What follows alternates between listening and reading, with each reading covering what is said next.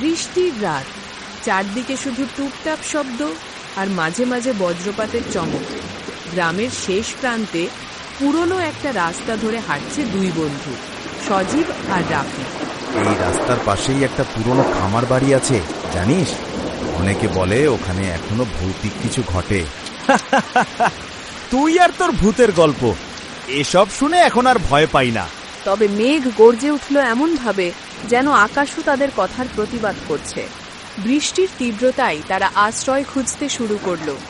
হঠাৎ চোখে পড়ে এক পরিত্যক্ত বাড়ি, ছাদ ভাঙা, দরজা আধা খোলা, কাঁচে ধুলো জমে আছে। বাড়িটার সামনেই একটা জং ধরা সাইনবোর্ড দুলছে, আলতাফ হাউস, 1957। এইটাই তো সেই খামার বাড়ি। চল ভেতরে যাই। ভিজে মরে যাওয়ার থেকে ভূতের সাথে সময় কাটানো ভালো। ভেতরে ঢুকেই তারা অনুভব করল অস্বাভাবিক ঠান্ডা, যেন কেউ নিঃশ্বাস নিচ্ছে খুব কাছে থেকে।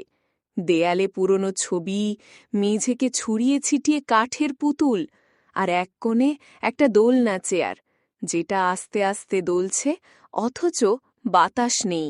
হঠাৎ একটা চাপা কণ্ঠ, আমার ছেলে কোথায়? রাফি চিৎকার করে পেছনে তাকায়, কেউ নেই। তুই কিছু বললি? না তো। রাফি তখন ঠোঁট কামড়াচ্ছে। দোলনা চেয়ারের দোলনাটা থিমে গেল হঠাৎ। ঘড়িতে রাত 12টা। আবার সেই আওয়াজ, এইবার একটু জোরে, আমার ছেলে, ফিরিয়ে দাও। ঘরের এক কোণে হঠাৎ করে আগুনের মতো আলো জ্বলে উঠে দেখা গেল এক বৃদ্ধা মহিলা, সাদা শাড়িতে, ভেজা চুল, চোখে আগুন। রাফি আর সজীব দৌড় দিল, কিন্তু দরজা আর খুলছে না। হঠাৎ করেই যেন বাইরের পৃথিবী থেকে কেটে গেছে তারা। সজীব আর রাফি দিশেহারা হয়ে জানালার কাছে গেল। বাইরের সব ঠিক, শুধু একটা ছায়া তাদের দিকেই তাকিয়ে আছে। ঠিক তখনই দরজার পাশ থেকে সেই ভুতুরে আওয়াজ ভেসে এলো, এবার খুব কাছ থেকে।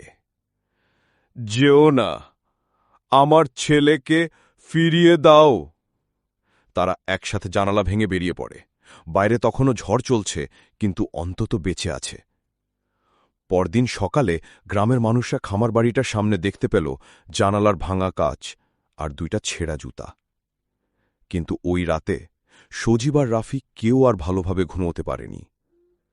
তারা জানত কেউ একজন এখনও খুঁজে ফিরছে তার হারানো সন্তানকে।